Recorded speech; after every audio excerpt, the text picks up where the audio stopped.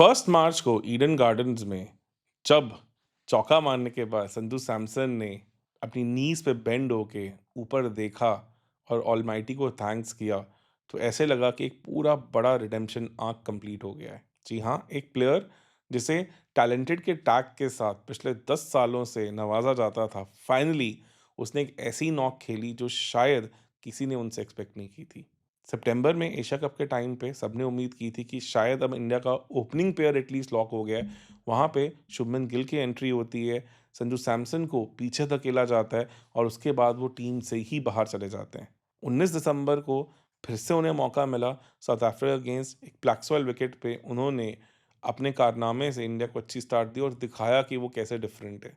New Zealand की फिर से थकी हुई सीरीज़ और उन्हीं के होम ग्राउंड पे फेलियर के चलते उनसे mid match wicket keeping gloves भी छीन लिए गए।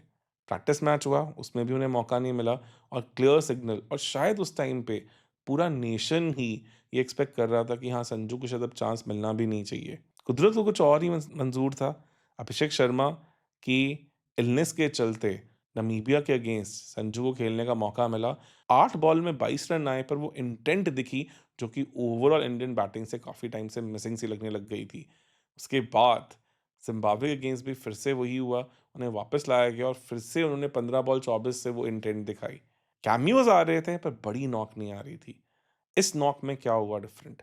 वैगन व्हील देखें तो 47 रन्स, लेग साइड पे 50 रन ऑफ साइड पे, क्लियरली एक बैलेंस प्ले, 5 छक्के भी थे। ऐसा कभी नहीं लगा कि उन्होंने की कोशिश की हो कोई एंगर में शॉट मारने का और हाई रिस्क शॉट खेलने का, कोई हाफ चांसेस कुछ नहीं थे। हाँ, अगर मैं वेस्ट इंडीज़ होता और अगर आज जाके मैं इस वैगन व्हील को देखता और अपनी लेंथ को देखता तो शायद शोल्डर से हेड के बीच का जो एरिया होता है, उस हाइट की bouncers into the leg side, into the body शायद मैं संजू सैमसन से ट्राई कर सकता था क्योंकि एक वो एरिया है जहाँ उन्होंने कहीं न कहीं थोड़ी वल्नरेबिलिटी ओवर द ईयर्स दिखाई है। तो मुझे लग रहा है शायद वेस्ट इंडीज़ भी संजू के लिए उतना प्रिपेयर्ड नहीं था। शायद ये ऐसी नॉक थी जहाँ पे संजू खुद भी नहीं जानते थे कि वो क्या करना चाहते हैं और क्या कर सकते हैं।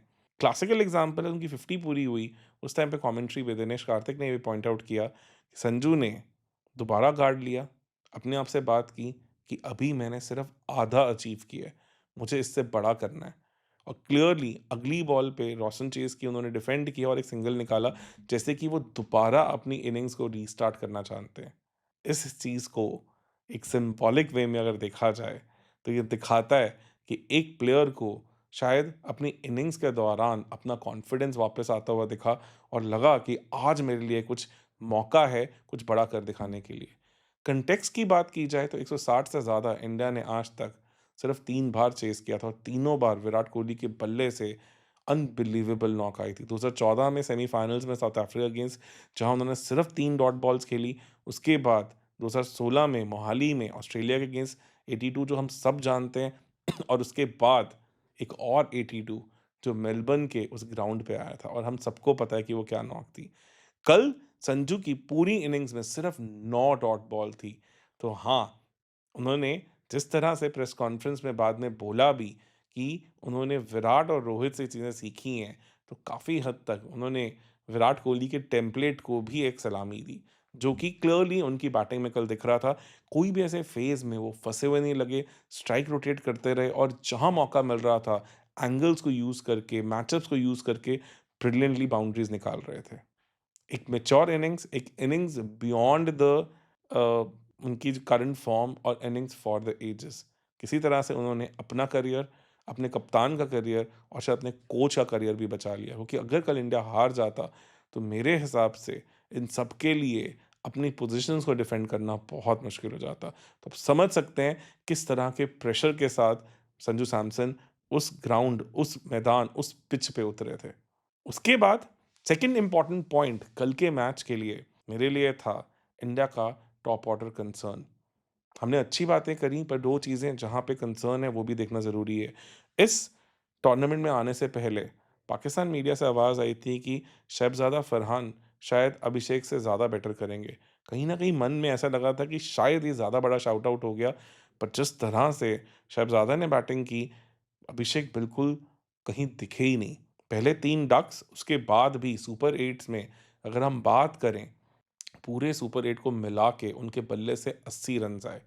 कल जिस तरह से आउट हुए वो ज़्यादा कंसर्निंग था। एक शॉर्ट बॉल जो शायद in form confident Abhishek Sharma stadium के ही बाहर भेज देता, वहाँ पे वो अपना पूरा बॉडी वेट भी शॉट के पीछे नहीं डाल पाए, पूरा अच्छे से घूम के शॉट भी नहीं खेल पाए, जो क्लियरली दिखाता है कि वो अपने ज़ोन, अपने प्रॉपर मेंटल फ्रेम में नहीं है और ये एक सीरियस मैटर ऑफ कंसर्न है before we go into semifinals against England in Wankhede. हाँ, 1 साल पहले इसी टीम के अगेंस्ट उसी ग्राउंड पे 135 की शानदार नॉक खेली थी। शायद उसकी हाइलाइट, शायद उसकी मेमोरी को दोबारा रिवाइव करना ज़रूरी है। ईशान किशन के साथ भी हमने आईपीएल में देखा है कि बड़ी पारियाँ आती हैं, उसके बाद वो टेपर ऑफ हो जाते हैं। वैसा-सा उनके साथ इस सुपर 8 में भी हुआ। पहले south Africa against off spin पे डक, उसके बाद 38 रन्स आए पर फिर से ऑफ स्पिन पे आउट हुआ और कल भी एक लगा जब उन्हें स्टार्ट मिल रही है, उसके बाद जो शॉट पे खेल के आउट हुए, वो थोड़ा-सा चिंता का कंसर्न है। इस वर्ल्ड कप में 4 बार ऑलरेडी वो ऑफ स्पिन पे आउट हो चुके हैं और उनकी हिस्ट्री रही है, जहाँ पे ऑफ स्पिन हमेशा उन्हें तंग करती आई है। तो क्या इस चीज़ को सॉर्ट आउट कर पाएँगे? ये थोड़ा-सा इंटरेस्टिंग होगी। विल जैक्स उनके अगेंस्ट मैचअप के लिए पूरी तैयारी करके बैठे होंगे इंग्लैंड के मैच में। सबसे बड़ा कंसर्न मेरे लिए इस टाइम पे हमारे कप्तान हैं, क्योंकि साउथ अफ्रीका के अगेंस्ट भी वो फँसे हुए लगे, ज़िम्बाब्वे के अगेंस्ट भी कैच ड्रॉप हुआ और कल भी 16 बॉल 18 में कॉन्फिडेंस नहीं आया कि उसमें कैच भी छूटा था। यूएस की उस नॉक को बाहर निकाल दें और जिसमें भी ऑलरेडी उनका कैच छूटा था, तो एक काफ़ी थका हुआ टूर्नामेंट रहा है। काफ़ी टाइम से एक अच्छी मेजर टीम के सामने स्काई के बल्ले से रन्स नहीं आए हैं और कल अगर इंडिया हार जाती तो मेरे हिसाब से वो शायद इंडिया के लिए उनका लास्ट मैच ही होता, क्योंकि 2028 में इंडिया उन्हें टीम का पार्ट होते हुए देखेगी, वो मुझे थोड़ा मुश्किल लग रहा है। ऐसे में उनके पास भी एक मौका है कि वो संजू सैमसन की तरह एक शानदार नॉक उस ग्राउंड पे करके दिखाएं जहां पे उन्होंने अपना सारा आईपीएल खेला है और बहुत सारी यादगार नॉक्स की हैं।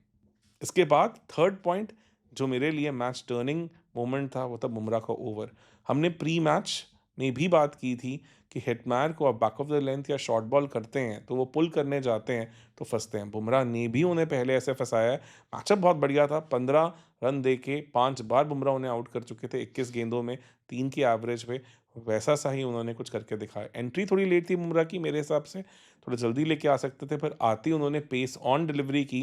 उससे पहले 118 की बॉल थी और वो बॉल 135 की, अगर आप देखें तो back of the length ball थी और वहाँ पे जब हेटमायर पुल करने गए तो एक छोटा-सा स्निक हुआ और वो वापस चले गए। उसी ओवर में स्लोअर बॉल पे 122 किलोमीटर की बॉल पे जब उन्होंने रॉसन चेज़ को फँसाया तो उसने मैच को बदल के रख दिया।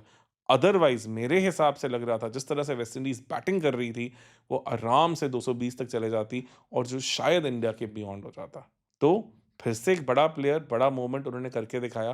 नो डाउट नेट में थोड़ी-सी मार पड़ी, पर उन्होंने फिर से उधर भी चीज़ों को खींचा, जहाँ पे उन्होंने दिखाया कि उनकी यॉर्कर्स को आज भी मारना आसान नहीं है।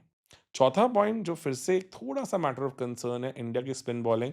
लगता है अक्षर को जो ड्रॉप किया गया साउथ अफ्रीका अगेंस्ट, उससे उनका कॉन्फिडेंस इम्पैक्ट हुआ है, क्योंकि पिछले दोनों मैचेस में बहुत कुछ ट्राई करते हुए दिखे और वो लेवल ऑफ इफेक्टिविटी नहीं थी जो हम अक्षर से हमेशा एक्सपेक्ट करते हैं। मैचअप्स उनके फेवर में थे, पर फिर भी मुझे लगा बहुत सारी चीज़ें ट्राई कर रहे हैं। बीच में एक फुल टॉस तक भी आई पावर प्ले में जिन पे उनको चौका पड़ा, वो क्लियरली दिखाता है कि अच्छे फ्रेम ऑफ माइंड में इस टाइम पे शायद अक्षर भी नहीं है। क्योंकि अगर आप वाइस कैप्टन हैं टीम के, आप एक इंपॉर्टेंट मैच के लिए ड्रॉप होते हो तो सेल्फ डाउट्स आने बहुत ज़रूरी हैं। ऐसे में इंडिया चाहेगा कि वो अपना बेस्ट कर पाएँ इंग्लैंड के अगेंस्ट, क्योंकि अगर इंग्लैंड के लिए एक मेजर प्रॉब्लम रही इस टूर्नामेंट, तो फिंगर स्पिन रही और फिंगर स्पिन पे उन्होंने 22 विकेट लूज़ किए हैं। वहाँ पे अक्षर के बियॉन्ड कोई और फिंगर स्पिनर का सोचना इस लाइनअप में बहुत मुश्किल होगा। तो वो वानखेड़े में 5 मार्च को बहुत क्रिटिकल होने वाले हैं। ऐसे में एक और बड़ा इम्पोर्टेंट पॉइंट, वो है इसी पॉइंट का पार्ट, वरुण चक्रवर्ती की मिडल ओवर बॉलिंग। आज उन्हें पावर प्ले में भी नहीं इंट्रोड्यूस किया गया, तब लेके आए जब फील्ड स्प्रेड हो चुकी होती है, तब भी 4 ओवरों में उन्हें काफ़ी मार पड़ी। लास्ट में इनफैक्ट मुझे लगता है कि आखिरी गेंद भी शायद वाइड हो सकती थी, थोड़ा-सा बच गए। ऐसे में आज थोड़े रिलेटिवली शॉर्ट करते हुए दिखे, जो कि थोड़ा मैटर ऑफ कंसर्न है, पर अब ऐसा लग रहा है कि बैटर्स उन्हें एक मीडियम पेसर की तरह खेल रहे हैं, जहाँ वो ज़्यादा कोशिश करते हैं कि अंदर आने वाली बॉल का ध्यान रखें और अगर बॉल डिविएट होके हल्की-सी बाहर जाती है, तो उन्हें ज़्यादा बॉदर करने की ज़रूरत नहीं है। जिस तरह से वो अपना पैर निकाल के सामने के रन्स मार पा रहे हैं, without even leaving their crease, that clearly shows कि उन्हें एज़ अ स्पिनर अब ट्रीट ही नहीं कर रहे हैं। साइड स्पिन ज़्यादा वरुण को मिलती नहीं है, ड्रॉप मिलता है, ओवर स्पिन मिलता है, पर अब वो ज़्यादा इफ़ेक्टिव दिख नहीं रहा क्योंकि इस पूरे सुपर 8 लेग में 12 ओवर, 124 रन और 3 विकेट्स, और वो भी तब जो बहुत ज़्यादा इम्पैक्टफुल नहीं थी। मिलर अपना काम कर चुके थे, सेकंड मैच में इंडिया ने ऑलरेडी बहुत रन किए थे और इस मैच में भी शाई होप को आउट किया जो वैसे ही बहुत स्ट्रगल कर रहे थे। ऐसे में वरुण चक्रवर्ती की जगह क्या हम कुलदीप यादव की तरफ अब देख सकते हैं? क्योंकि उनका भी इंग्लैंड के अगेंस्ट बहुत शानदार रिकॉर्ड रहा है, या फिर अभी भी हम वरुण के साथ ही परसिस्ट करेंगे क्योंकि जब पिछली बार इंग्लैंड इंडिया खेलने आई थी, तो वरुण ने बार-बार उस बैटिंग लाइनअप को तंग किया था। क्या अभी भी वरुण में एक और लेवल ऑफ इवोल्यूशन बाकी है? देखने लायक होगा। इसी के साथ हमारा 5वां पॉइंट जुड़ा हुआ है इवोल्यूशन के साथ ही, जो हमें दिखा तिलक वर्मा की बैटिंग में। इस मैच से पहले पूरे वर्ल्ड कप में 48 गेंदें 45 रन, जी हाँ, उनका स्पिनर्स के अगेंस्ट कुछ ऐसा-सा मैचअप रहा।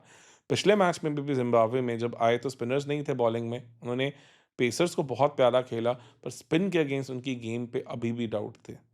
शुरुआत की 5 गेंदें 2 रन और सभी बात कर रहे थे कि शायद फिर से तिलक स्पिन के अगेंस्ट फँसने वाले हैं। पर जिस तरह से उन्होंने रॉस्टन चेज़ को सामने का छक्का मारा, वो मेरे लिए इस मैच का एक डिफाइनिंग मोमेंट था क्योंकि उससे संजू सैमसन को भी थोड़ी-सी तसल्ली मिली, उन्हें रिस्क कम लेने पड़े और वो एंड तक इंडिया को खड़ के जितवा पाए। तो एक मिड ऑफ द टूर्नामेंट में जब इंजरी से वापस आए हो और जब पूरी दुनिया आपको क्रिटिकली देख रही हो, आपके ड्रॉप होने की तक की बातें हो रही हों, वहाँ पे अगर आप थोड़े से साइन्स ऑफ एवोल्यूशन भी दिखाते हैं, तो वो इम्प्रेसिव है। वहीं पे देखने लायक होगा कि इंग्लैंड के अगेंस्ट जब बैटिंग करने जाएँगे, तो आदिल राशिद, विल जैक्स और डॉसन के अगेंस्ट किस तरह से वो अपनी बैटिंग को इवॉल्व करते हैं। ओवरऑल बहुत सारे पॉजिटिव्स थे। आपके हिसाब से आप इस संजू सैमसन की नॉक को इंडिया की वर्ल्ड कप में आई हुई नॉक्स के साथ अगर कंपेयर करेंगे तो कहाँ रखेंगे?